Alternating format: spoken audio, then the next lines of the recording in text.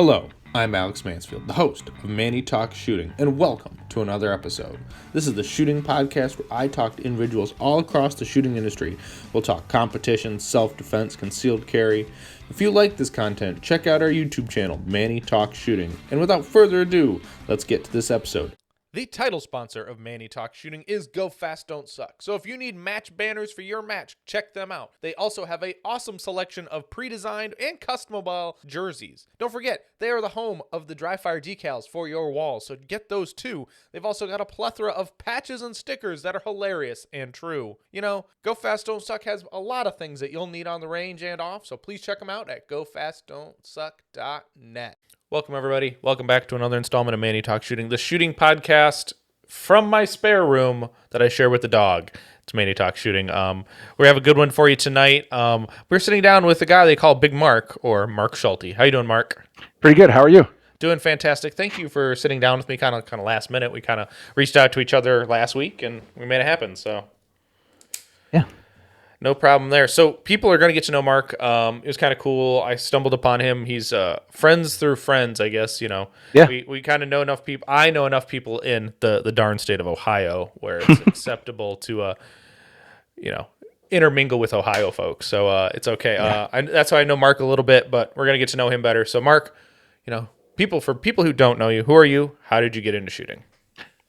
Well, I'm Marc Schulte, obviously, as you said. As far as getting into shooting, I started very young with my father and my uncle, just, at the farm, shooting stuff like that. It developed into a lot of the different static disciplines that are available where you're shooting from a single spot. I really got deep into shooting competitive shotgun, and that really came full circle when I ended up moving to New York for 5 years with my wife. And as we know, New York is not overly firearms friendly. So I had a shotgun there because I maintained Ohio residency, and I shot a absolute ton of clays while I lived up there for 5 years. And when I moved back here to Cleveland, I met a few people and started looking around, and I got into I ended up at Dynamic Shooting Sports out here southeast of Cleveland, run by Scott Beebe, who's our Ohio North Section Coordinator, I think is the right term. Mm-hmm. He's got a great place out there. I started going out there on Wednesday nights and shooting a dynamic steel match. I really got into it, and now I've completely fell in love with the idea of like USPSA, IPSC, practical shooting, the shooting and movement. Once you do that, it takes even like bench rest. PRS has got a little bit of shooting and movement. It's a little bit of movement, right? But it's not shooting and movement. It's move, then shoot kind of thing. And I just fell in love with the idea of like the dynamic positioning. I'm a software engineer by trade, and I like solving problems. And I love stages, especially where it's start anywhere, solve the problem, and that's, I think, what I really feed off of in this is I love shooting firearms. I love the people that I've met, but I also love the problem that's built into this, this sport, mm-hmm. and solving it. And I think that's great. So, and I have a lot of fun. I get to travel all over and meet some great people. Right. You get to do the choose your own adventure kind of stages are always the fun ones. Yeah. Well, I mean, and you're used to a Scott Beebe stage where it's go to all corners and shoot the targets. Yeah.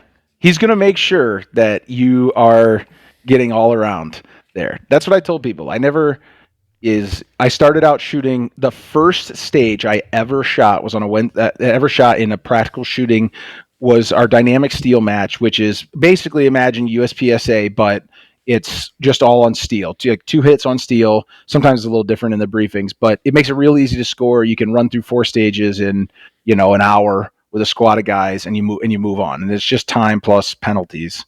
But the first one I ever did was like a 32 round Scott Beebe field course with, instead of USPSA targets, you got like 8-inch steel plates. And mm-hmm. my brain, I looked like a blind baby giraffe out there. I had no idea what I was doing. Like, it was brutal. But Scott helped me along the way, and so many great people to help me get. And that's what I love about this sport. There's some people that are so intense, but at the end of the day, most of them are just really good people, really willing to help. I don't know how many people I've given pointers to now, or they ask me for pointers, or I've given ammo to and not taken money from. Like, just it's a great community.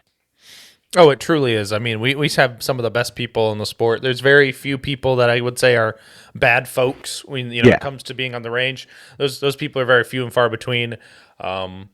Normally you wouldn't be like if you go to an outing or something, you'd be stashing your guns somewhere very hidden in your car, right? But I can leave my $4,000 to $5,000 open gun sitting on a safe table, and I know no one's gonna dick with it because Yeah. everyone's got guns as well. So it's like, Yeah, yeah, that's what I mean. It's nice because you have that sense of like camaraderie and friendship and trust in the people that you're there with, and you even see it like when you sign up for a match and you're like, oh, so and so signed up for me. Or a lot of times I feel like I work on my computer all day long, so I'm like the first one when it opens, I hit, and then people just start trickling in, and it's all nowadays it's all people that I've shot with before, and you're like, oh, that'll be fun. That's be a great person to shoot with on my squad, and yeah, or you're the people who bounce around on different squads because like, oh, this person signed up. I gotta go shoot. I gotta go move around, shoot with yeah, them. It's I get that all. That hey man, if you're not shooting with anybody, join Squad 202. And I'm like, well, that's Sunday, and I want to shoot on Saturday, like Mhm. or something like that. But usually I just sign up, and whoever signs up with me, we're gonna go have fun that day. Oh, exactly. Yeah, absolutely. And that's usually what it goes. Yeah, and I do and don't make fun of people who are like, no, I got to shoot on this day, but Yeah, it's because you don't want to shoot with me. I see how it is. yeah.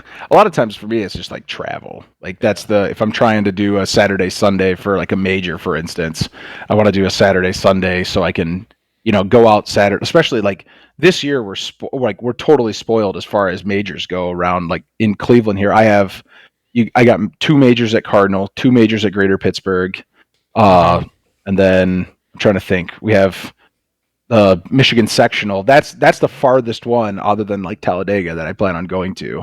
I am going to What go to the Wisconsin sectional, but Michigan's got to be what 5 hours from Cleveland. it's probably about. I figured it was probably about four because it's probably about two. I'm like two from my parents, which are right at the Michigan line, Toledo area, and then it's probably about two up to Lansing or so, maybe a little more because I think that Oak Hill's on the north side of Lansing, right?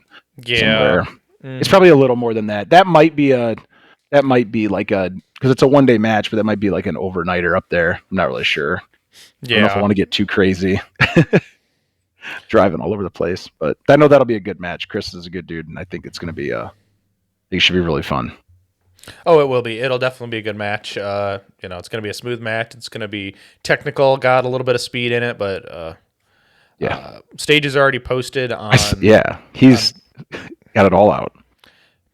Yes, he does, and he's very good about that. I've been helping him gather sponsorships, so it's been nice. We've I been could probably tagging. get in on that. Yeah, probably could. You Yeah, probably could because we'll I talk about probably should do that. we'll talk about some brass here in a little bit because I'm intrigued.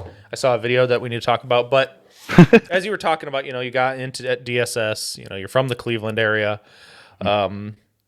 It's nice because there's a lot of good people up there. Like Corey's around that area, Scott's up there, a bunch of good dudes. Like, oh God, there's so many people I can't even think of them. There's so many all those guys that shoot out at DSS that like I when I first started looked up to. Now I look at them as like I looked at someone I want to learn from. They're all people I can still learn from, but now it's people that I'm trying to push to compete with. And Right, that's what I love. I love the competition, and I mean other people like that too. You're not going to get better. You're not going to have fun. Maybe you will, but you're not going to get better if you're not competing against people who are as good or better than you, because they're not going to push you to be better. Because if they're right. getting better, then you either need to get better or you're going to start getting beat. Nobody wants to lose, right? Like, Yeah, nobody really wants to lose, and I mean, and this is what my little hardships I have with my friends. Right, I have two friends. Where one of them finally crusted into B class open. The other one's right on the cusp of it, and I'm like teetering on the way out. Like I should not be in B class. I mean, sometimes my goofiness on like a class fire will keep me there, but like in skill and shooting skill, I should not be there still. And I'm like, and it sucks because they're always trying to chase me, but I have no one to. I'm out there in like no man's land. I'm like, come on, guys, come on. yeah, But yeah, and that's the tricky part, mostly, especially for me. Like I shoot staff days a lot. So when I shoot yeah, a staff day, I'm like, it's either you're shooting with the best guy, like you're either the squad of the best staff, or you're just out in no man's land, and it's like, Which is a tough spot to be in. We were actually having this conversation down in Florida. That's a tough spot to be in because me as like trying to learn, trying to improve, and trying to get better. One big struggle is I try to always remember like you watch a GM shooting in your squad with you, mm-hmm, and you can't or like for instance, I guess for me, I started out in carry optics, and a good example was like I would shoot. Sometimes I would get squatted up with like guys that are M class open or carry optics shooters, and I'd be out here. I can't even shoot my gun right yet. I haven't like learned this game enough, and I'm out here trying to go as fast as they are, and that just puts you into a huge problem. And now I don't necessarily do that because I can go the speed and still shoot reliably. Where I see it now was when I was trying to shoot PCC and carry optics. And you mm-hmm. try to go PCC with a slide ride gun, and it's not going to work. But we have since solved that problem by buying an open gun. So now it's a much tighter mesh. I shot my first match with it, and you can definitely push the open gun basically like you're running the PCC, which I think I found my dream calling. Well, open is the one true division that everyone should be in. I mean, you're not wrong. I mean, how hard was it for Andrew Hyder to squeeze your arm until you buy an open gun? Not overly hard. I just saw all these people shooting it, and I'm like, ooh, a gun that goes really fast, and the dot doesn't move, and I get bonus points for shooting it. All right, I'm in. And then I started talking to people, and you have the old school guys up at DSS who are like, you got to buy 38 Super, otherwise you're not going to be happy, blah, blah, blah. And then I talked to Andrew Hyder, and he goes, let me ask you a real simple question. And I go, okay, I'm all ears. And he goes, do you like picking up brass? And I go, absolutely not. And he goes, okay, well, there's your answer then. Like, because unless you have Oprah pockets, like you're not going to leave $180, $1,000 cases, brand new cases, lay on the ground. And that's, I've done dumb stuff with money before, but that I'm smart enough to not do that. So the more I looked into it, I'm like, okay, 9 major, like, okay, I'm limited on powders a little bit and whatnot. I get that, but I don't know. I've been happy with this gun. I probably shot 1,000 rounds through it so far, and it shoots really nicely. Yeah, no, and they're pretty good guns. My buddy Wes has got one, and I don't think he could be happier with it. I mean, he really enjoys the gun. It shoots pretty well. It's way different than mine. Mine is far more. I would say an MPA isn't backward heavy. My gun is far more nose heavy than an MPA because all the weight's just kind of back in your hand where you kind of want it. My gun isn't like that, but it. I guess I should preface all of this with I have literally shot 3 open guns. So I really have no grounds to talk on, like, it works. It shoots. The dot doesn't seem to move. I grip it and rip it. It's kind of the other 2 that I shot were 38 Super Comp. So, and one of them I think is loaded. I think he loads them extra spicy because that gun like thumped compared to the other Scott's gun that I borrowed at the end of last year for a match was like an Ed Garcia 38 Super Comp, and it was shot beautifully. I mean, it's a very nice gun. Oh yeah, great guns, guns, absolutely. He said you'd have to wait two plus years. I waited long enough for an MPA, which well, as you mentioned, like you did do a video about it, and you're not wrong. I mean, it's kind of their own fault for building a good product with a good following at a good price point. Yeah. The only thing cheaper that isn't really a 2011 is a Bull Armory Ultimate Racer. Okay. That's a little bit cheaper, but yes, the MPA is like how to get into the sport because it comes with 2 magazines already. I mean, like that's $320 or that's $300. Mm-hmm. I don't know what they exactly price out at, but I think you're right. If is it 2 big sticks that it comes with? It's a big stick and a 140, a little stick. All right, I'll call it $300. Yeah, it's still a lot. It's still a substantial chunk of, money to buy those mags. Yeah, and that's the big investment part too. Like the gun's expensive, but when you want 6 or 12 magazines, right? You want, you want your match mags and your practice mags, and and then you're just like, they just add up, like you said. By the time you start buying all these, and then the next thing you know, you got 8 magazines that go with this gun, And Mhm. if they're a lot, I like the big sticks because even if I, half load them for some stage where I'm going to reload into them, I like the way that they feel in my hand and don't have to collapse all the way down into the. So I mean, for the most part, my plan is just run big sticks because they're just they're more comfortable for me to handle as far as the reload goes. If I'm going to Right. use it, Mhm. Oh yeah, I'm not absolutely. going to notice the difference between the 6 rounds that's in it or whatever, 5 or 6 rounds. Right. Yeah, absolutely. But no, but it's cool you got your open gun. I saw that video you posted that up, and And I have another one on order. So another open gun. yeah. So long story short, when Brazos released their limited optics build, Hmm. I put a deposit in to buy one of those. And then I got to thinking, I'm like, I'm probably not going to shoot limited optics that much. And I was like, I already have a Prodigy. I have a SIG 320 that can be a limited optics gun real easy by tossing a magwell on it. Hmm. My carry optics build. And I go, what do I need a third limited optics gun that I probably won't shoot at all? And one of my buddies was like, yeah, your open gun's probably going to break. It's just harder. It's the major's harder on guns. And he's like, you're probably going to have an issue before you have an issue with some gun shooting little powder puff minor 9mm loads. So I was like, yeah, good point. So I called up Bob at Brazos and I said, hey, what would it take to, this was like maybe like October. I was like, hey, Hmm. what would it take to, he originally provided me the ship data like in March. And he was like, what would it take to switch it to an open gun? And Hmm. he goes, I mean, nothing. And he's like, just tell me what you want and we'll switch it. Hmm. Because I mean, as far as the build slot, right, it's a, different barrel, a different barrel and a different slide pretty much to him. Right. Everything else is the same. And so we just talked it through real quick and I pretty much swapped it back in October over to another open gun. So I have a Brazos open gun coming, uh, hopefully in March. We'll see. He There you said go. March. Yeah, it'll be a little pain in the butt when you've got to figure out if you're gonna have to load twice much ammo for a backup gun, or if it'll work from the. Yeah, that's the biggest thing, and like he's putting 4 popple holes in it to match the MPA.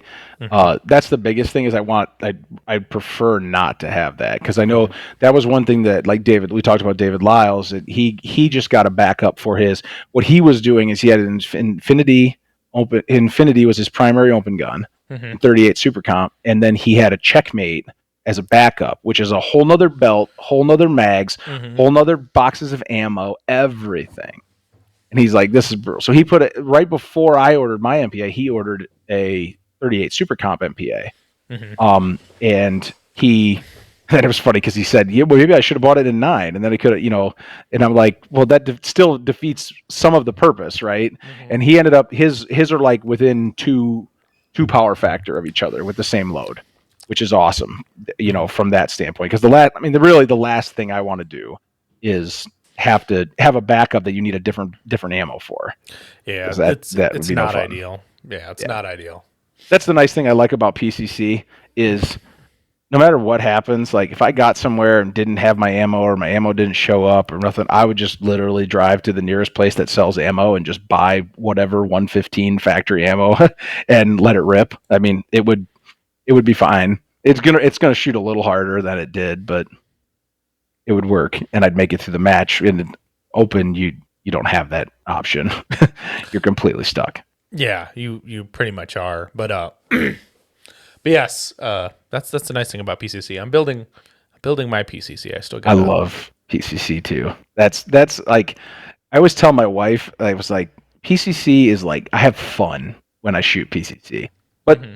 we've the open gun is definitely fun as well. But when I shoot the PCC, I know I'm gonna have fun. Everything that happened, like if I have a bad day, like down in Florida, I had a bad day the first day, and I wish I wouldn't have because I would have finished even better. I'm not disappointed with my finish, but it would have been even better had I not had a really poor first day.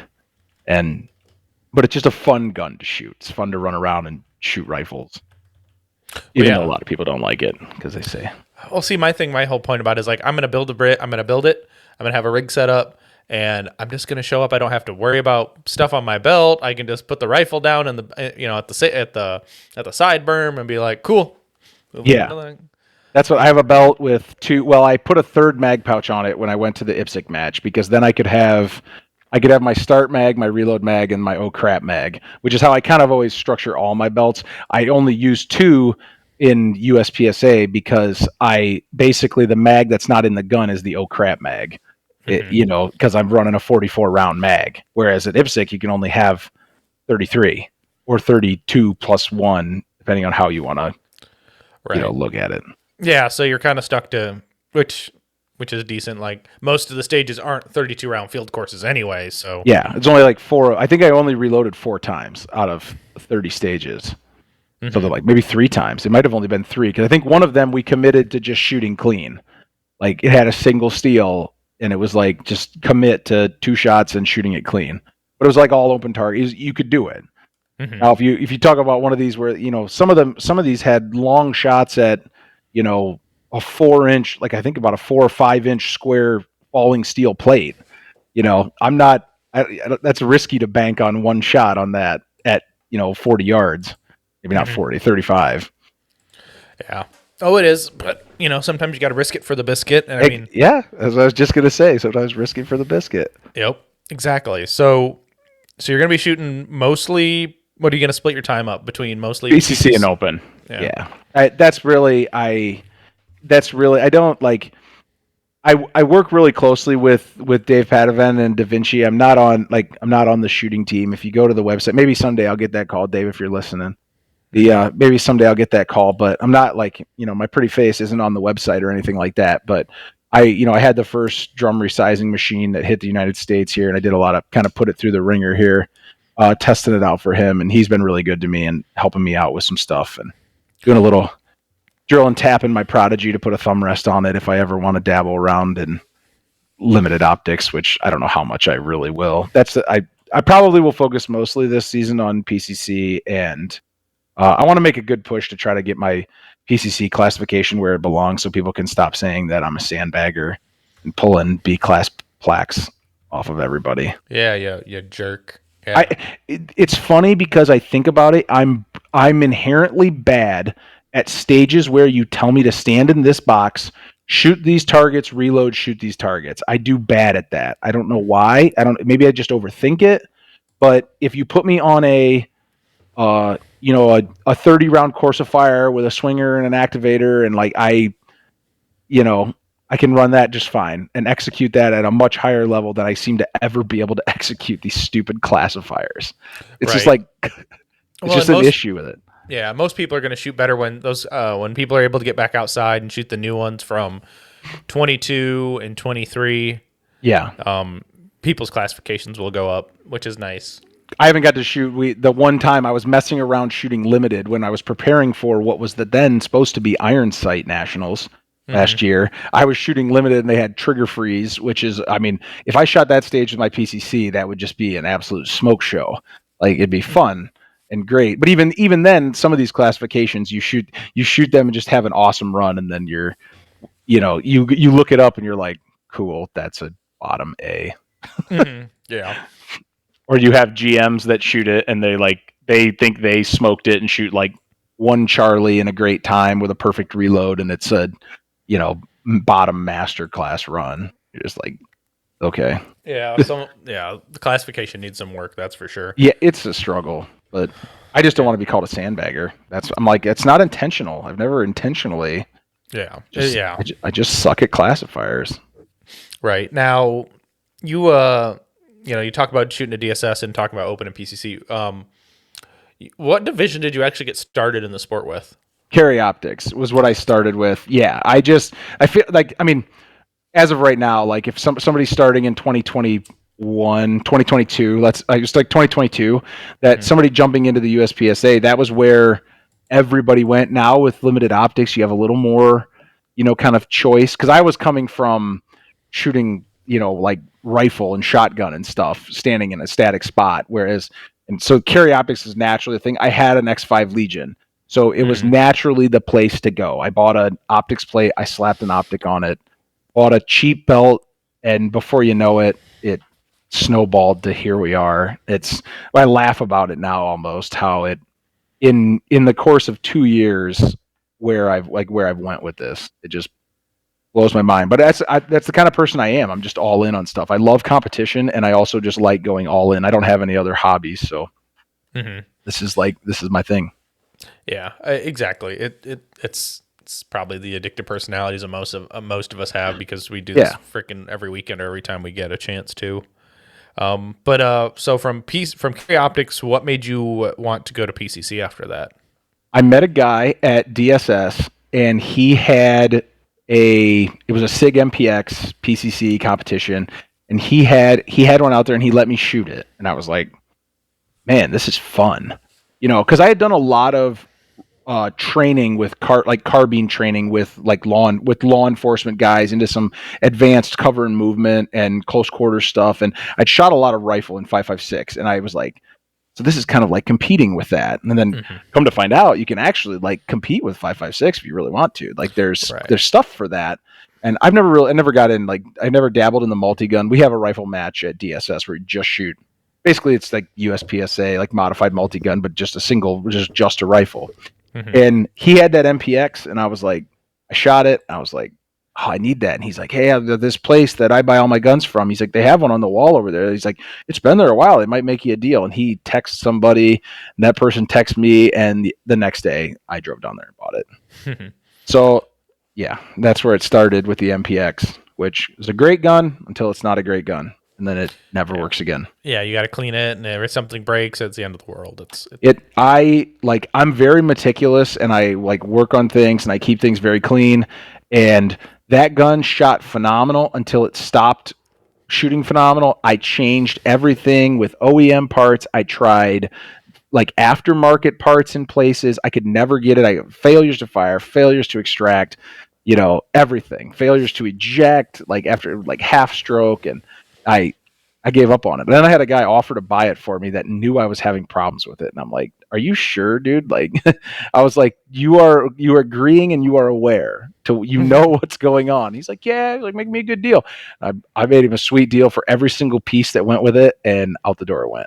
And Right. he's been tinkering with it. He's not like he's I don't know. He shoots a lot, but he's not like it's not going to ruin his day if he has a problem. Like I need something that works. If I'm going to fly to Florida and compete, I need it to shoot every single time I pull the trigger. Simple as that. Like Yes, I 100%. can't. It all happened I was at PCC Nationals.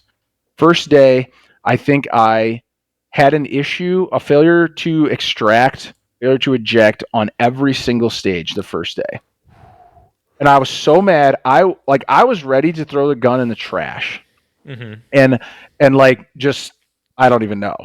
And I went back to my Airbnb. I was talking to my wife that night, and I just told her, I just go, "Yeah, I'm not having fun." I was like, I'm gonna buy a new gun tomorrow." And she was like, "Okay." And she's super supportive. God bless her. She's great. And she's just like, "Okay." And she's like, well, like how much is it? And I was like, well, I mean, it could be up to like $3,000. And she's like, oh, that's not that bad. I'm just like, oh, this is great. And I was just like, so I went and talked to Corey Shields, a good buddy of mine. I talked to Corey that next day. They were shooting the morning session. I was walking some stage. They were shooting. He was with the super squad. They were shooting the stages I was going to shoot that afternoon on would have been Saturday afternoon. So like I talked to him for a second in between stages, and then I went over and I talked to Dave Padovan and put the Da Vinci on order, and I've been blasting that bad boy ever since. And it's been great. I haven't had the only issues I've had with it have been induced by me. Yeah, that's usually how it goes, right? Yeah, you have I mean every now at the IPSC match in Florida, the Extreme Open, I had a failure to fire. I not exactly sure, high primer.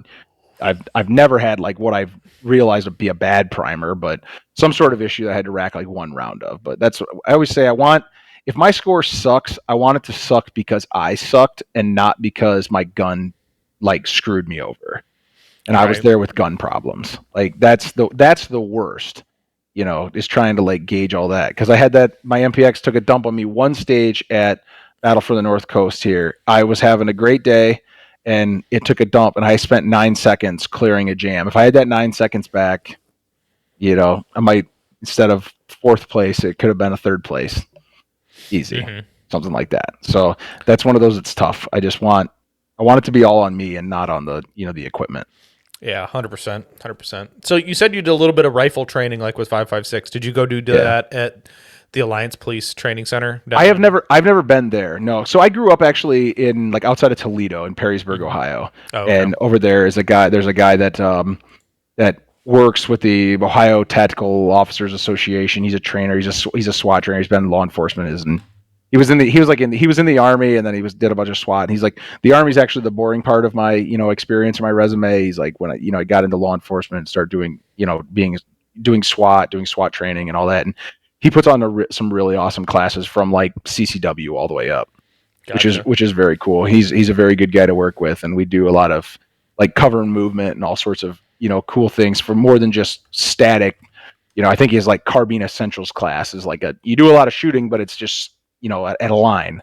And then as you advance up from there, you get into low light. He's got low light, cover movement, all sorts of cool things that can be really applicable. I've never shot a night match, but that's a fun one. They do that at Crawford County out here. Zabonic he works with those guys a lot, and they do a night match, which is really cool. A night two gun match that you can run NVG or white light, which would be cool. Yeah, which no doubt is that's pretty freaking fun. Yeah. I have been to Crawford, but it was in the daytime. Yeah.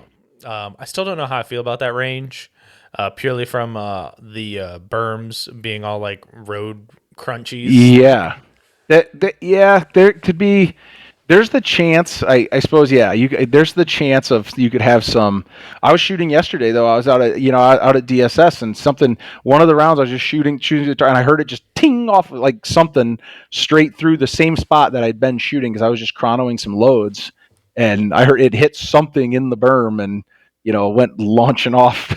Kind of, I mean, sure, a part of the bullet, not a whole thing, but you hear the ricochets. Down in Florida, there was.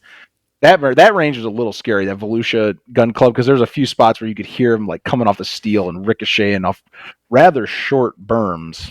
And even at Cardinal, they got a nice setup, but I had a fun one at Cardinal, not a fun one, I kind of like a goofy one, but wherever they put the safe area out in the new bays, and I go to the safe area, I get my gun out, I put it in the holster, and I go and I make a draw, and I bring the gun up, and it's where like the berm starts sloping back. I bring my gun up, and literally there's a guy straight in front of me, like on the other side of the berm at my height, and I was just like, oh boy. I was like, we should, I was like, the safe area needs to be moved a touch down into here where the berm is, a full 8 foot or whatever. And I said something, and after that, we didn't really see that too much of an issue there. But that's something that's like, kind of scary sometimes. Yeah, that definitely can be. I don't disagree with you on that one. Those are some nice bays though too. Speaking of that, that's a great place. Yeah. Other than the fact, I mean, you still have to shoot completely downrange. Well, for the most part, in the one zone. Yeah, the old zone. Yeah, but it's not the end of the world. I mean, they can still have some pretty good stages put up on the ground there. And they have the traps too. They got the bullet, so you can put a few like sideways. You're just not trying to shoot the wall. Yeah, I had to pick. I don't want to pick those up. Like we did a teardown match after Handgun Nationals. I went down there and shot, and trying to drag the bullet traps out of the bay was near impossible. We're like, someone bring your truck because I'm not carrying this anymore. You know what ranges that I actually really like, and people complain about it, but I like the setup of the 10 bays at Brooklyn that are in the that just kind of U shape.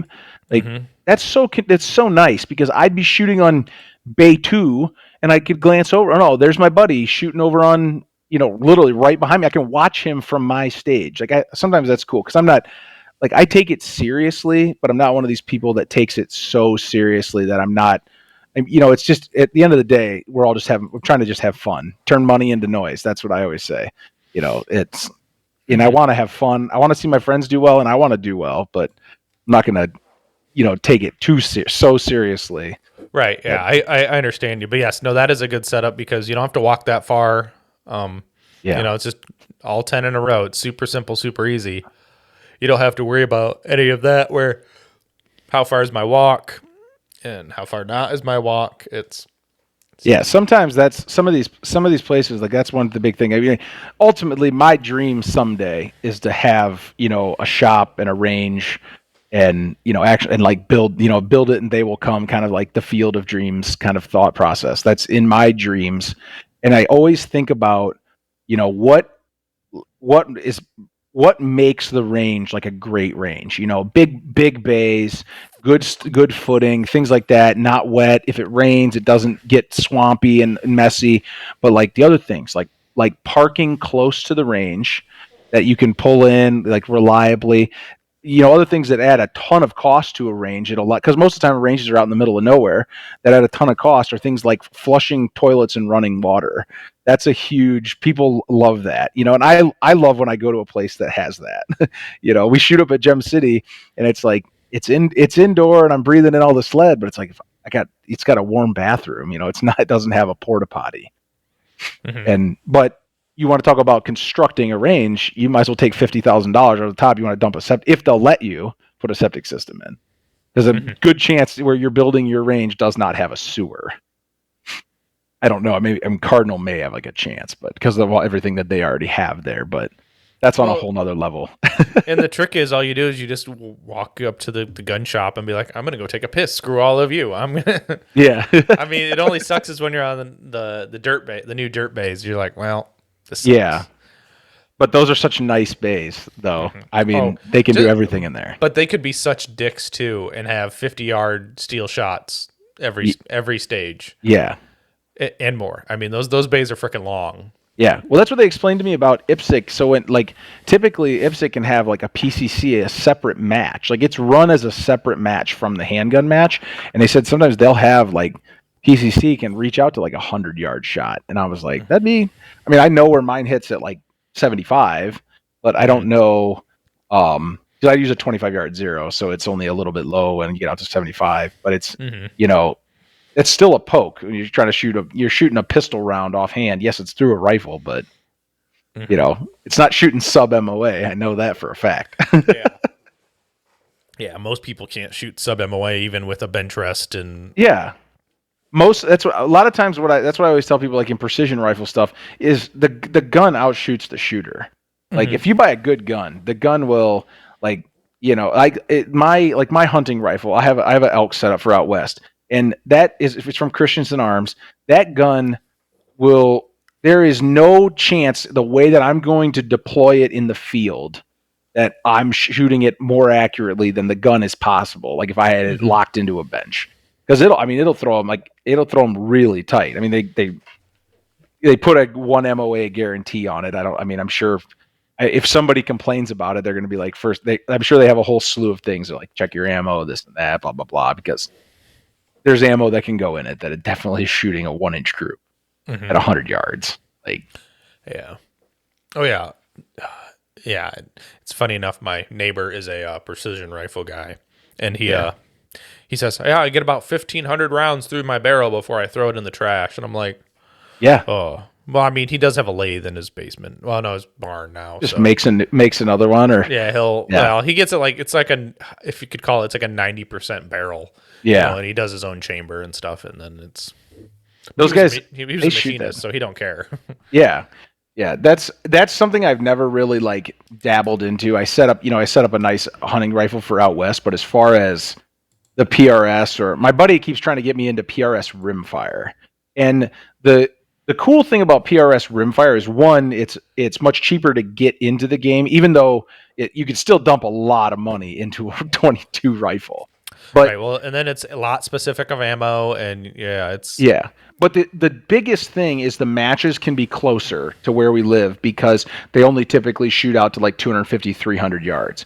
So there's a much more logical place. You can do that on a lot smaller piece of dirt than somewhere they want to reach out to 1,000 yards. And then you're just not burning out, like just trashing these barrels. Because I know some of these, like there's guys, I have a 300 PRC. I've always wanted a 7 PRC.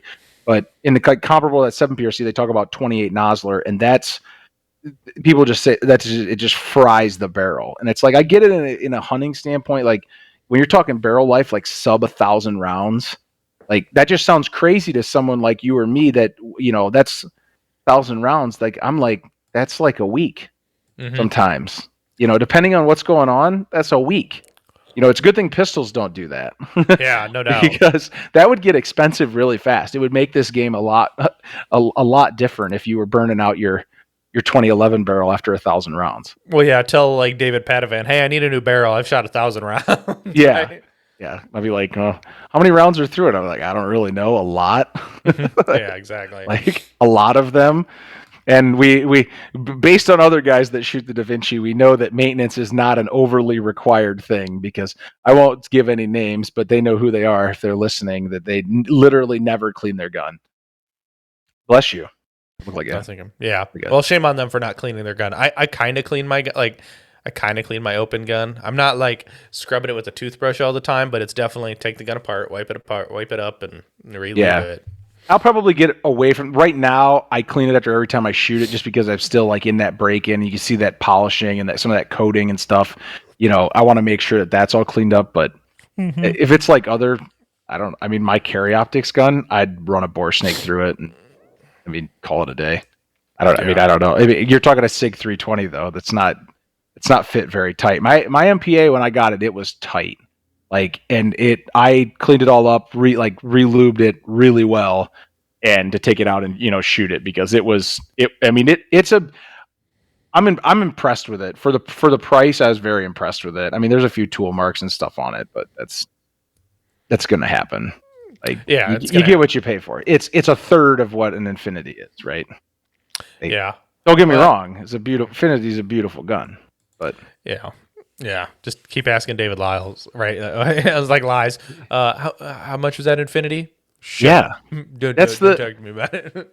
It's like I could I'm sure if I want. I know they're not, like someone said that at one point they haven't been taking orders, or like you probably get one if I wanted one, right? But first off, I'm not into flashy, and everything that they're all about is like flash. They're beautiful guns. I love following their Instagram. But to me, I'm a tool, not a jewel kind of guy, and I don't need it. I don't need all that. I would want it to just be a safe queen and not get damaged. And I'm over here with my MPA. If I dropped it, I would. The first time I'd probably be sad. But, well, you're more worried about, did I break my red dot? yeah. Did I break that Seymour? Those things are tanks, though. I will say that. Yeah. I've dropped mine out of the holster onto my concreted, but it did have carpet on it, concreted floor, and I was like, oh, good, the zero didn't go. It's not dead. I don't have to get a new dot. I broke a Romeo 3 Max dropping it in my basement. I practice standing reload in front of a sofa, so the mags just fall on the couch. And I dropped the gun. And it hit and then kicked off and full concrete, and it cracked the glue that holds the glass in the frame and everything like that. So that's no good. Yeah, the Seymour's stout. That's why you see people running the Romeo 3, typically the XL on the open guns. And I like the window and everything, but I also like the fact that I can get an 8 MOA dot and run it low. And I just like that really crisp, nice, round dot that I get in the Seymour. Oh, I agree too. That's I prefer an 8. I have looked through whenever I've played with Andrew's guns, I've looked through his 10s, and they're not that much bigger. So I'm not too worried about distant steel with them. I just haven't gone out and needed a new red dot. But I like the 8 MOA Seymour as well. That's what's running on my gun. They're good dots. Honestly, especially people put SROs or those Romeos on there. It's a personal preference at that point. But I'm I don't need to spend $700 on my optic. Yeah, I would trust the SRO to survive. I'd be a little scared about the SIG, because I've beat mine on a slide ride on a carry optics gun, on a really soft gun, and it's what happens to it on an open gun. With it being frame mounted, you could argue it might be less, impulse actually on the optic. And I don't care that it's got a smaller window. If people really care, they got the new Seymour released the new. Well, they didn't release it yet. They released it at SHOT Show, but they have the new RTS 3 coming out, which is like an SRO sized, a little bit bigger. Yeah, but MSRP is $600. Yeah, but if you look at the MSRP or what Seymour sells an RTS 2 on their website, yeah, it's nowhere. It's so far up there, and then like you go to Shooter's Connection and be like, oh, $350. Bye. Yeah, I picked mine. Mine's been sitting at my house. The one that's on the MPA has been sitting at my house since Labor Day. I was just laughing about that when I was talking to Hyder the other day. It's been sitting at my house since Labor Day because I picked it up on like the 33% off sale, which they at that point the price was actually even lower. Now they have them a little higher because they just sent out another email. We were talking about this weekend. Is they just sent out another email that said like 30% off, and then I went and looked, and they have the base price like elevated now a little bit. Because I want to say I paid like $250 to less, maybe. I don't even know. That Labor Day sale, it was low. Like it was like I should have bought two. Right. I want to say I paid something similar to that. Yeah. I don't know what sale it was, but I know I didn't pay a whole lot for the RTS2, but it's still a great dot. Brazos, it's included in the build. So I went with it. He will. I mean, for a $400 upcharge, he'll take the Romeo, put a Romeo 3 on it. But I was like, no, just 8 MOA. Seymour is perfect for me. He ships it to you, bolted down, sighted in, ready to go. That's pretty nice. Tests them all. So like I'm excited to get that because I think I have a Chile E2 aggressive on my Prodigy, and that's what I'm getting on the Brazos, and I think I prefer that grip a little little more than the MPA. I did the S2 in the MPA. It feels okay. I have like a weird like rough spot in the front though that's more aggressive than others. I don't know if it's the way that they drill them little golf ball dimples, and it's like around on the radius of the grip. There's just a really, and it's tough because it's coated, so it's not like I can really knock it down with a file. I'm kind of at that point though. Like it's a little uncomfortable, and it would be like my middle finger on my strong side hand. There's like a weird spot on the underside of that grip that really digs in. Worst comes to worst is you get your Brazos in, and then you send your MPA back to be like, hey, can you guys like fix this for me? Or I thought about this, taking the MPA grip off the MPA and tossing it on my Prodigy that I'll probably never shoot again, and putting the Chile on the MPA and then having two matching grips on the open guns. That's not a bad idea. I do quite like the extra. Well, I have an extra aggressive Chile E2, but that's got to be like mine feels like a cheese grater.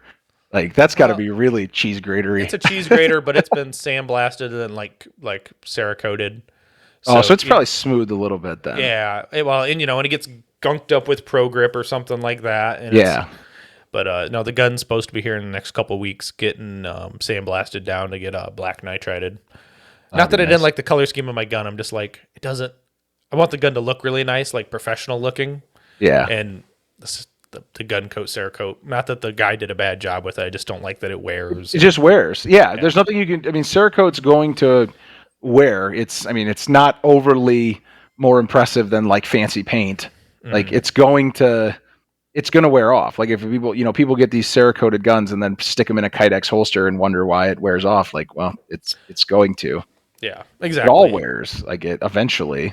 I mean, I've done some stupid things. Like I've brushed up against stupid shit. I'm like, oh well, there's some of my finish. Yeah, I already have a mark on mine when I was wearing it in my basement doing some dry fire stuff, and I just turned and whacked it off the vise that's mounted to my bench. And I'm like, well, okay. It's like the first ding in a new car, and then after that, you're just like, all right, that'll be all right. Oh yeah, like one thing is I have a binary comp on my Chile, and I kept bending over. I had like these certain pants with a certain knife in my pocket. Yeah, and I'd bend over, and with the double Alpha X ball joint hanger, the gun was close enough so it would perfectly radius a scratch right across, like in a radius on my comp. I'm like, where's this coming from? And I'm like, and I'd be like, God damn, it was me bending over picking up mags.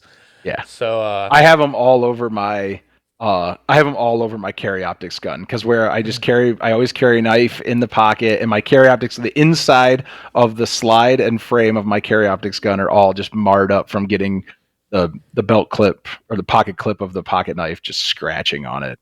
Mm-hmm. That was something when I was shooting trap, I was always super cognizant about, because that's a gun that you have to be very, very careful with. Like I'm not trying to put it's not a P320. No, it's you could trade it in for a car, and it's I have like a bracelet that I always wear in memory of my friends, and a pocket. I had a routine, and I always left those in the truck to make sure there was nothing that was going to scratch up that shotgun, because that's the only gun that I've ever like super babied and been like, this is definitely a jewel as much as a tool, because I don't want it to look like shit. Right, exactly. Yeah. Yeah, there's shotguns that are worth more than a lot of Infinities. Yeah, that they have. I don't know if you ever heard of Jayquay's Fine Guns down in Findlay, Ohio. It's the most impressive and most ridiculous store, but they have, you know, you think of like an Infinity, right? Like, over, 5-figure plus, right? To buy like into an open gun. So probably 10,000 to buy into a limited optics gun nowadays. And they have shotguns that like that's a tenth, and some of them are used. That's the wildest thing. The last time I was in there was like some $65,000 used 28 gauge side by side. I'm like, no shot. I don't care how much money I got. Like, right, exactly. That's still just a smooth bore side by side, all Damascus, and so you're limited on what you can even shoot through it. And I was like, no. Yeah. I was like, no chance. I draw the line at like a nice Browning. Right.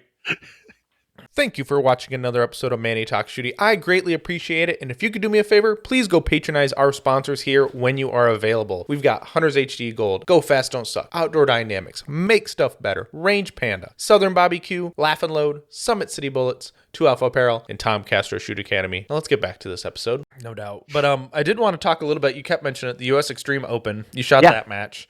Came in 7th in PCC under a lot of heavy hitters from Team Da Vinci. Yeah, I was trying to beat them guys.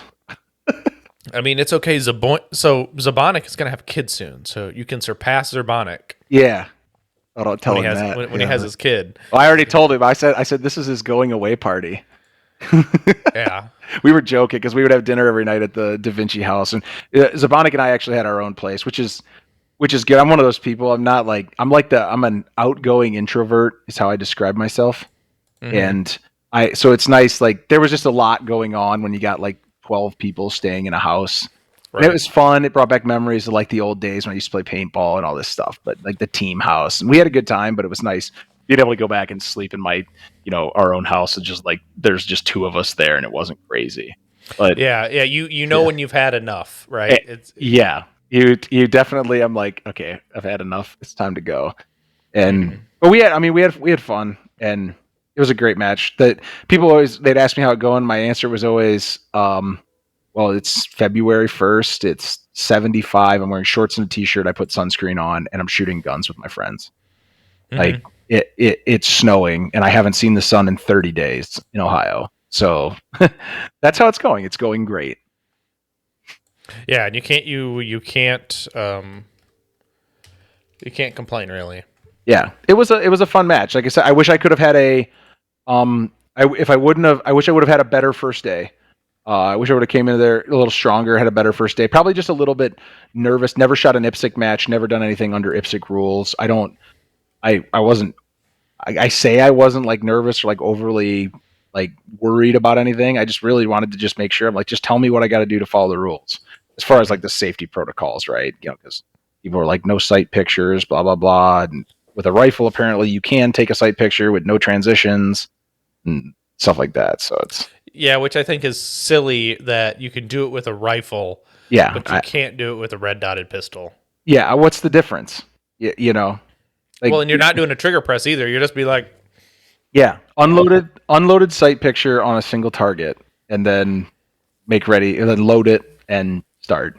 That was, and I would just take my rifle over and unbag it in the safety area and walk it vertically up to the one guy that we were shooting with had like a guitar stand. And we just like sit it in this like little guitar stand. It would just be sitting in the open, just sticking up in the air. Apparently that's fine. I don't know. Like, just not even near like a berm or anything? No, just like sitting wherever. Yeah. It was interesting because it seemed kind of lax. Like, if we didn't have a safe table, I mean, at some point the RO's got to make a call, right? If we don't have a safe table or a safe area, Like they have to be like, yeah, that berm's acceptable. Like USPSA style, like put it 6 feet to the berm, point it at it, and take it out and hold it up.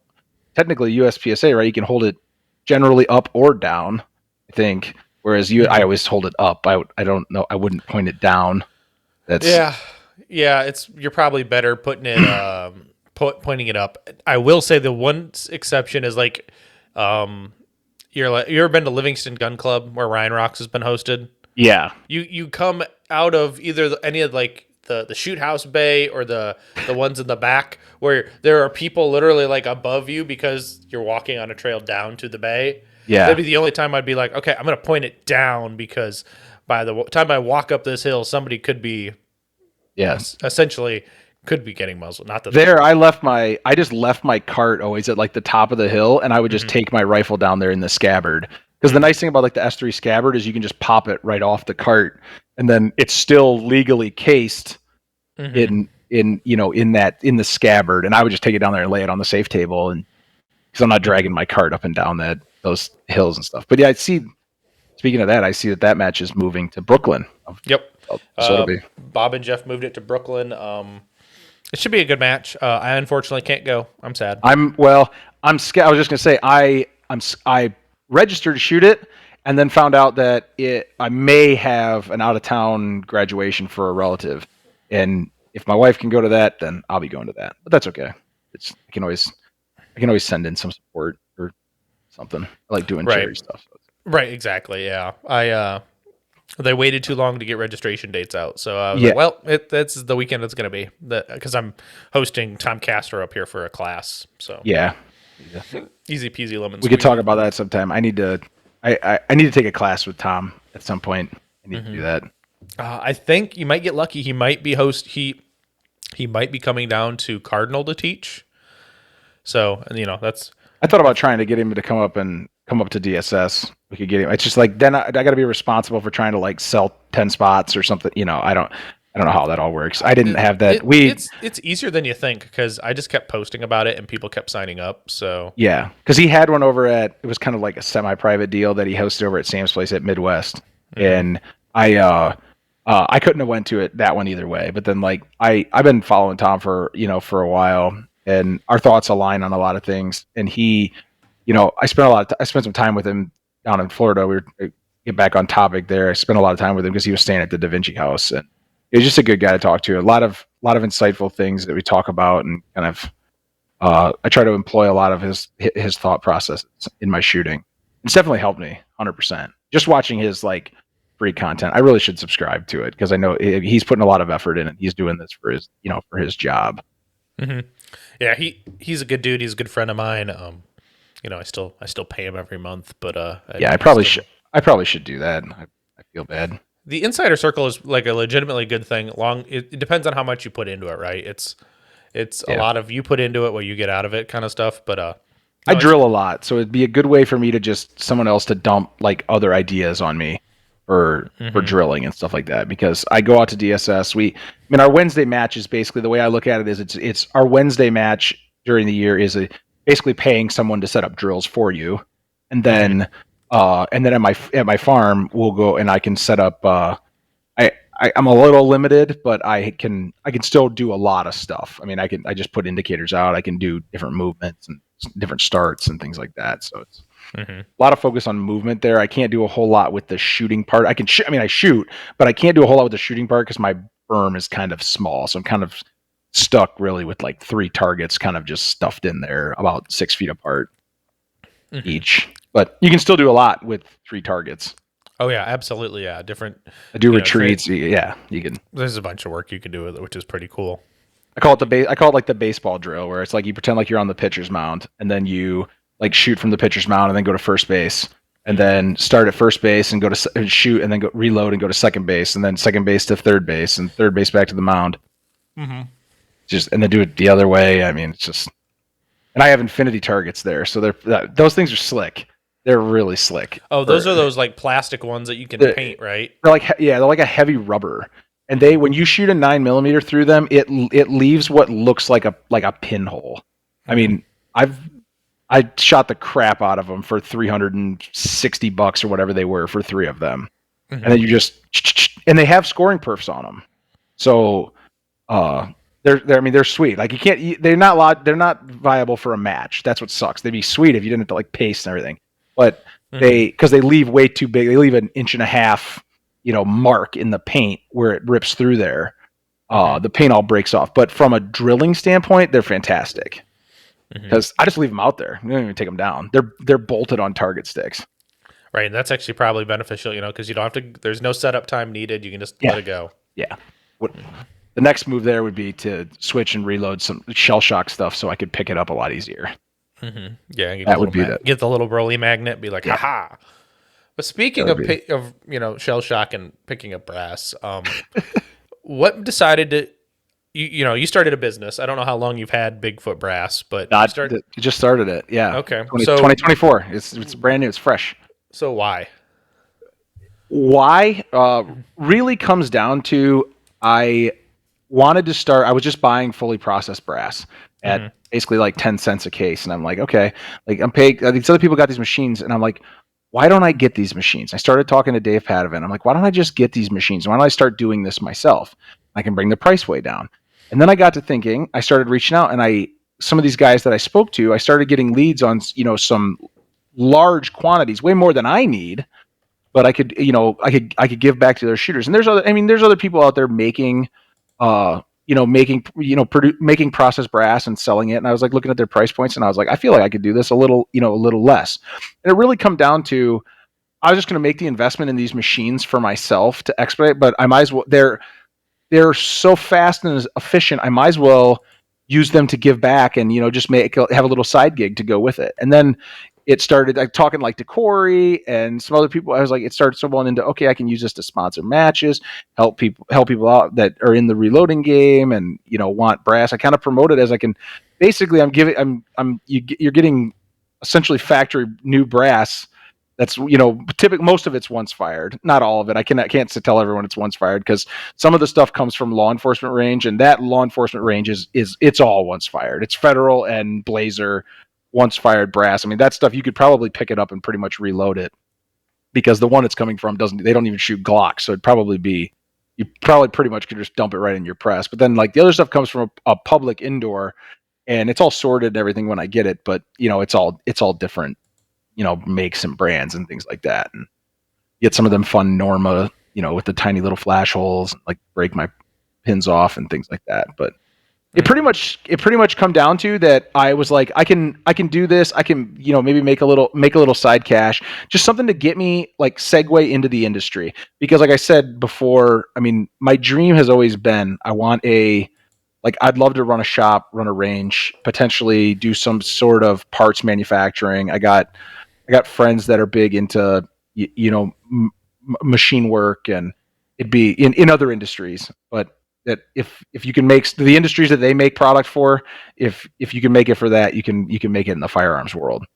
And so someday, that's the dream. I got to kind of see where I eventually kind of put the roots down. My wife and I bouncing around a little bit here, trying to help her find what she loves. So if once I think she settles down a little bit, maybe we'll if I had a great conversation with if I end up back over in Northwest Ohio, I had a great conversation with a friend of mine who's a prominent Second Amendment, like 2A attorney, and he's got a lead on a property that might actually be. He's kind of had the feelers out there for me just for the last few years. We've had this in the back of the brain, and he's got a lead on a property that could be really nice. So it just all depends where I end up. But this is kind of like the first part to that, and I was like, let's call it a little. I was like, let's call it something. I need to come up with some kind of name. People have always, Bigfoot, Sasquatch, Ogre, Tree. I get all, the standard nicknames that all goofy guys get. So I was like, Bigfoot Brass just works. It's simple. Got a, simple little graphical icon made up that works good. People recognize it, and it tells people what it is real easy. If you're in the shooting world, you see a sign that says Bigfoot Brass, you can probably figure out at a shooting event, you can probably figure out, what we do. That's right now, just make brass. I'm not doing anything too crazy. It's just people ask about other calibers. I'm just doing 9mm right now, because I haven't switched, thought about switching anything over. If I scale it up a little bit, then there might be a chance to do some probably the next step would be into like 40 caliber. That's going to be the next one that people. Not a lot of people around here shoot it though. Very few. I don't shoot with many people that shoot limited at all. Yeah, limited is like a dying division. I know a few people, but like they're able to scrounge enough brass, like from if they work a major match for like the few guys who come in shooting limited, like, yeah, I got enough brass to last me a while. Yeah. There were people down at IPSC in Florida there that were shooting 10 millimeter in limited, which was kind of interesting. I mean, it makes sense to me. Like I have a 10 millimeter, I like it, but it's, I don't know if there's any. There must be some. They must have some sort of perceived benefit. Yeah, or they could just buy it. That's what they have. Maybe, yeah. I was thinking like maybe it could be. You could argue it's the concept of like how you have 38 super count compared to 9. Maybe that longer chamber or the longer case capacity, let some different powders. I don't know. But I mean, the 10 millimeter I have is set up for shooting bears into the dirt if I need it to when I'm out west. Like, right. I don't have it for. It's not like that enjoyable of a firearm to shoot with real 10 millimeter rounds in it. Right. Well, and even that, the cool thing about, starting up in 2024, Joey Sauerland sold his brass manufacturing cleaning company. So, and that moved down south. So, yeah, that's an interesting one because Corey told me about that. And I was kind of like, I mean, I didn't know that as kind of I moved into that. And I thought about moving into like this sector and doing it. And Corey told me about it. And I don't know if I necessarily would have like bought it out either way, but I probably would have considered it. It probably was that I don't know what kind of sales he was doing or like what kind of capacity he was running at or machines he had. Mm-hmm. But my thing is, it's kind of like the scalability of this business is easy. If I start taking more, well, it's easy. And at some point I'd need someone to help me, but it's because you still got to feed the machines, right? Even though I've been working on a design for a system that handles that for me too. which will be fun if I kind of employ something like that, because right now you feed it, you don't want to put too much in the case feeders, otherwise they don't, they eventually jam up or don't feed, etc. But yeah, I don't know. And the nice thing about this though is the scalability of it is real easy. If you get to the point where you can't fill all the orders with the machines you have, you buy more machines, and that's just swipe a card and here it comes.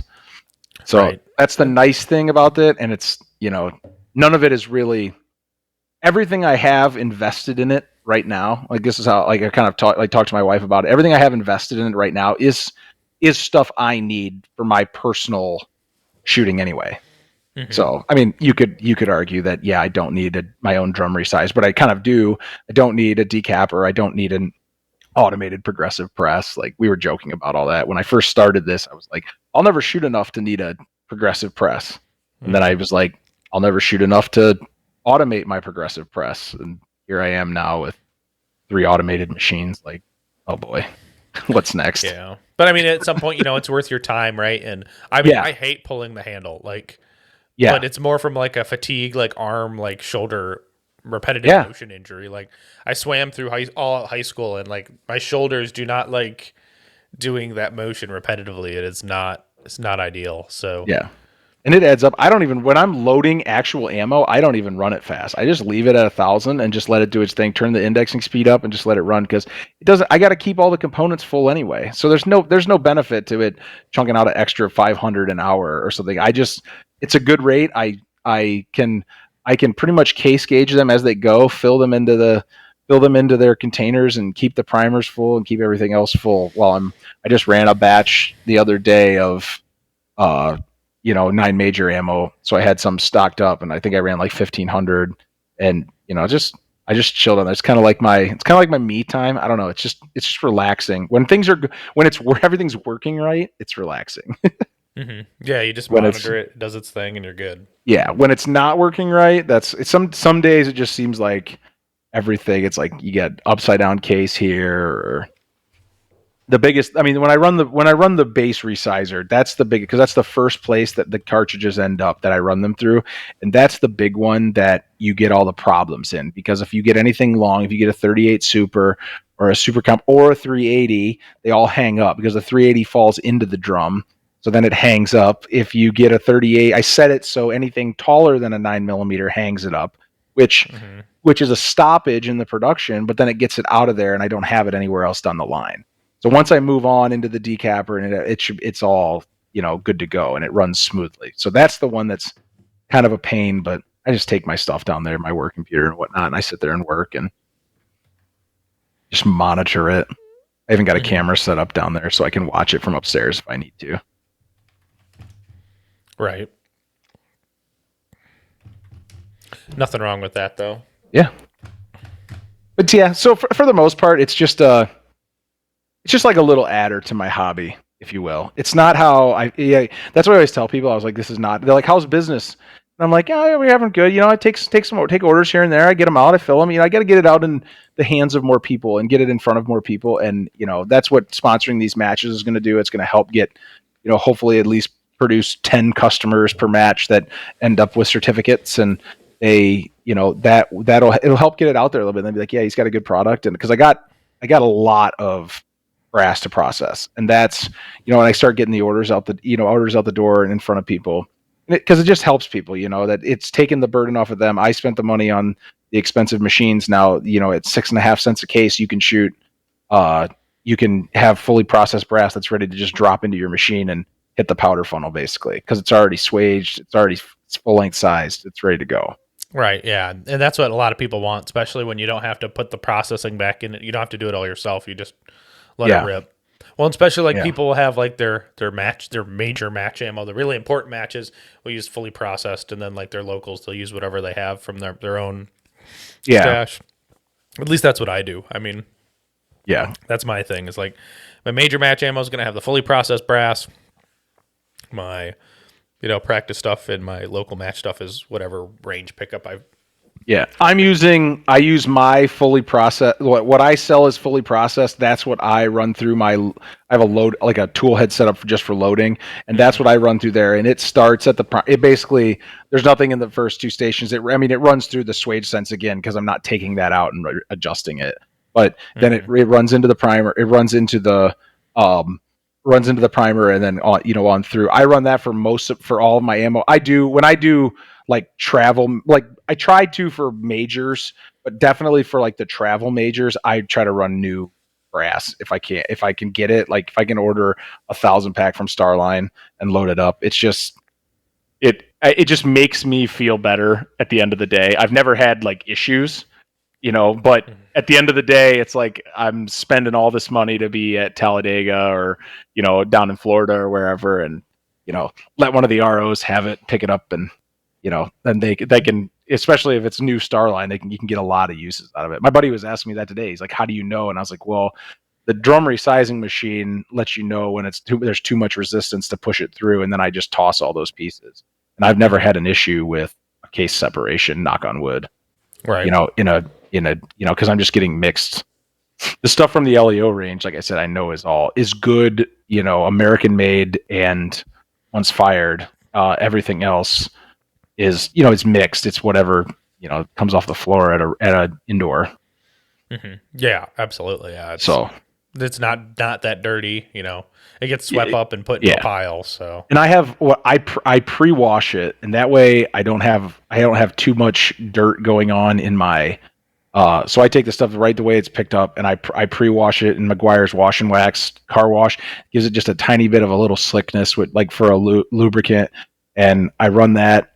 And then I have a post wash that like a finished product wash. That's once the primers and everything are out of it. It's, it cleans it up. You still get a little bit in the bottom of the primer pocket. Running stainless steel pins cleans that up, but that is a lot of work when you're trying to wash 10,000 at a time and then collect pins. Well, because I think I saw a video of yours today. You're using the cement mixer to clean or whatever. Yeah. And I'm like, and it's the Harbor Freight model. Yeah. Now has that thing been it goes strong? It runs? I put a full 5-gallon bucket in there, which is like 70-ish pounds, I think, something like that. Probably around 9,000 cases. I think I did the math on like weight wise, with the primers in them, and I dump it in there. Throw in Cascade Ultra dishwasher packet, which I found works awesome because it's low sud detergent, Unlike a lot of people use Dawn and they're like, why do you use that? That's so much more expensive. I mean, it's at the end of the day, it's we're not talking a lot, but the Dawn gets really sudsy and then it overflows out of the cement mixer and everything else. So Right. they say that cement mixer is good for 200 pounds of concrete. I don't know if I would mix up 200 pounds of concrete in a cement mixer from Harbor Freight, but it works great for what I'm using it for. Right. And then I rinse and dump. I got a little like a mesh grate that I hold on it and I dump it right into the drain and give it a couple good rinses. And then like my finished product, I rinse with I'll rinse it out, get a good clean water in there, and I put a little bit of Lemmy Shine, let it toss in the Lemmy Shine and marinate for a second, and then I drain all that and use a dryer to blow dry it, and it comes out perfect. Mm-hmm. Perfectly dry and clean. You don't get water spots and you don't get any sort of tarnish or anything like that. I've arrived at this process through consulting with a lot of different people that have cleaned brass in big batches, and then just trial and error a lot on my part. I've actually been testing a few other chemicals and stuff that I've been getting my hands on through some friends, trying to come up with a true everyone talks about like brass juice. I bought it and I tested it, and like it works well. I'm trying to come up with it. It doesn't seem like it cleans the insides of the primer pockets as good as I would like. So I'm kind of curious what actual detergent is actually in there, because I think I get better results out of just like dishwasher soap. Mm-hmm. But I've been working with a guy at a chemical company trying to come up with like a good mix or something that can be lightly diluted in water and then run and really get the brass nice and clean. We're working about actually like the soils that are on it, like telling him like carbon, some dirt. The carbon's the big one, and if we can get most of that out of there, the bottom of the primer pocket doesn't make a difference really. But the walls need to be clean, and they're mostly clean anyway from when the swage rod goes in there, because you can see all the dirt that it pulls out when it comes back out. Yeah, that swage rods probably gets gross after a while. Yeah, I get that. I keep a shop vac right next to it, and I got a little process that I run the press down and get the swage rod up and then clean it all off, because otherwise I got a little drill with a 90-degree head on it that I keep a 9mm brush of like nylon brush on, and you can use that to clean your dies out, which works really nice. Make sure the dies stay nice and clean.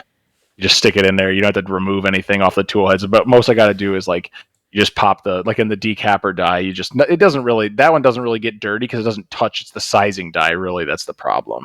It can get some buildup in it. But with that McGuire's wash and wax, that was an idea from Andrew that I got, and he said he does like a rinse wash, and you just get a little bit of a waxy finish and that seems to work really nicely since I started doing that in the resizer, and just getting most of the range dirt off of it before I bring it inside and put it in my machines, because otherwise crap just ends up everywhere. Yeah. Falls out of your case feeder and everywhere. You end up with rocks and you're all over the place. Yeah, you don't want. Yeah, you got to keep things clean. That's for sure. Because then it just starts breaking stuff. You slam your decapper down on a rock in the bottom of a case, and goodbye decapper pin, or worse, gear motor or something like that. Yeah. You don't. That would be very. That can be frustrating. And if you're trying to run a business, like that's downtime. I mean, I got plenty of downtime because I'm doing this as a side gig, and I still work 50 to 60 hours a week at my real job, and so it's something that I try to do on the side. Yeah, it's been fun. I like it. I like talking to people about it, and like I said, maybe someday it'll segue into the full dream. It'll be Bigfoot Brass will just be a little entity that's running in the back of my big nice shop somewhere. Mm-hmm. Absolutely, and that's the way to grow it, right? One little step in the side gig, and then move outward, upward. But I do have a couple more questions before our time is over here today. You've mentioned a few people throughout the show, but we're not talking sponsors quite yet. But who are people? Some of your biggest mentors and supporters throughout this sport. Mentors, definitely Scott Beebe. DSS. Like I definitely started. He's the first one that I started talking to, and obviously he's the owner there. So I started talking with him. He's the one that really got me into it because I actually started talking to him before I actually even went to the first match, and he got me out there got me out there on a Wednesday match, and now and helped me with a lot of things, a lot of knowledge that's involved and goes around the sport. And now I try to give back the way that like it was given to me. He's definitely a good one. And then a lot of the guys that I shoot with on a regular basis, just that are that I look up to, and try to aspire to to be like in PCC world. You're talking like I shoot with Zabonic, I shoot with Corey Shield, like those guys. I met Jason Clark for the first time down there, but down in Florida. But I guess there's not like any like one person probably. I mean, Scott would definitely be the main one when it comes to like practical shooting sports, because he's the one I first started talking to, and has the place and the opportunity that got me into this. But then it's just a conglomerate of all of the people in like this I would say in this Northeast Ohio area and beyond, that come out to these matches, a lot of these club matches. Because I mean, I dove right into, I started shooting, and then the next year I was like, all these majors, let's go to nationals, let's do all of this. But I'm not one to like sit back and everything. And like people always told me, they're like, if you can, they're like, if you can handle the stages at a Scott Beebe local, you'll be fine at a major match. Like there's not going to be anything that tests you. And I totally agree with that. Like I could see how we've talked about like some other clubs that they're local matches, and I could see how if you only shot those, and then you went to like a level 3 nationals or even some of these level 2 majors, you could feel overwhelmed by what's presented on the stages. And because some locals are just very straightforward. And I mean, a lot of that's just limited in their ability to put the match on, but there's also space and the equipment that they have.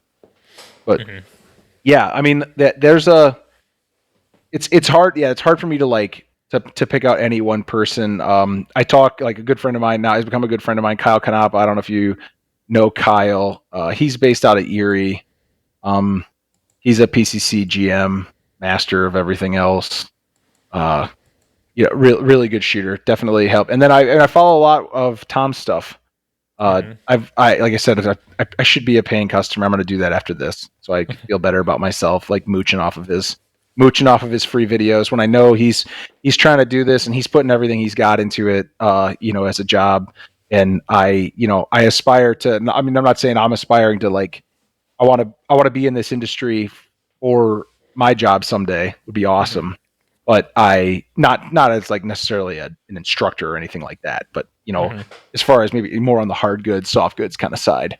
But yeah, Tom would be another good one. And it was definitely fun being able to actually hang out with him for 3 days down in Florida and chit chat. We had a lot of good late night kitchen conversations, and ask Zabonic next time you talk to him about his wild turkey fueled training session. Kitchen training session with the PCC.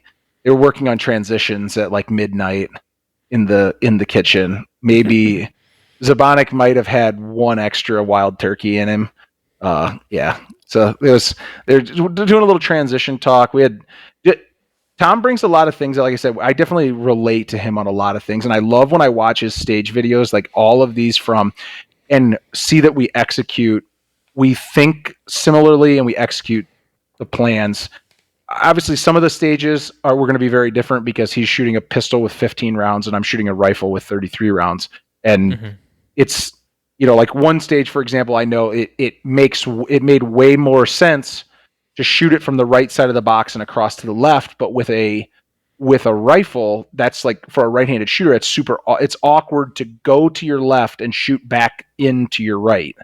Whereas with a handgun, it's not overly goofy because the gun is presented straight out in front of you, perpendicular, like your shoulder line.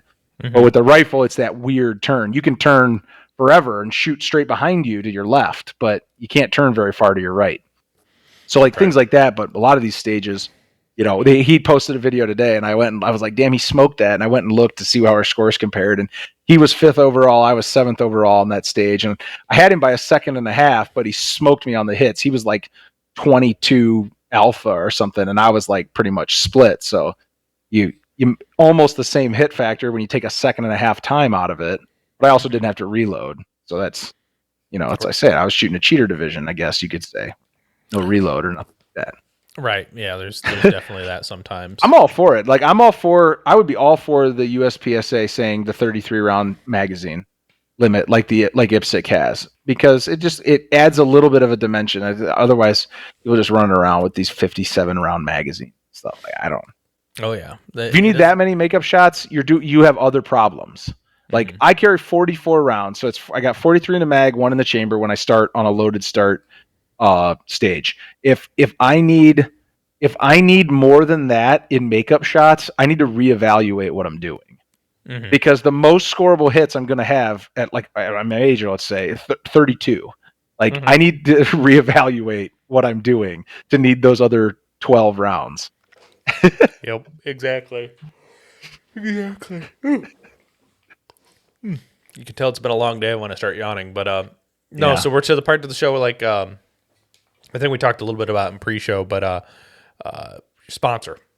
Sponsor. So I mean, I support myself. I've always been that way. I was lucky enough. Someone asked me how it even happened with S3 range carts, and I honestly don't even have a good answer. I started when Mike Libertucci, who owns S3 range carts, little backstory on that. S3 range carts kind of come out. He has a company called Custom Sewn Products and Saratoga Horseworks. They make all sorts of, literally like it sounds, custom sewn products. In some conversations I've had with him, I know they're big into the diving industry. They're like an OEM. They make stuff for other people. I don't think he has any products that are his. I could be totally wrong there. It's my understanding that he's producing like high quality stitched fabrics and belts, harnesses, sheaths, things like that for, I know the diving industry is one of them that he's involved with. And that's like the parent company that this come out of. And it was, he needed, people had the desire. They were using these Zuka carts and put in the CED bag in them, or with the double alpha bag. And that bag, I had one of those bags. It worked, but like it would collapse. And he wanted something that he could do like 2 separate bags, support weight. And I like the idea of the Zuka cart. Like I said, it's great. Unless you drive a Toyota Corolla or you fly a lot, like it's a great option. And I don't know how exactly, but I started just communicating with him, talking about products. I ended up getting on as a S3 ambassador. I think there's about 6 or 7 of us now on the team.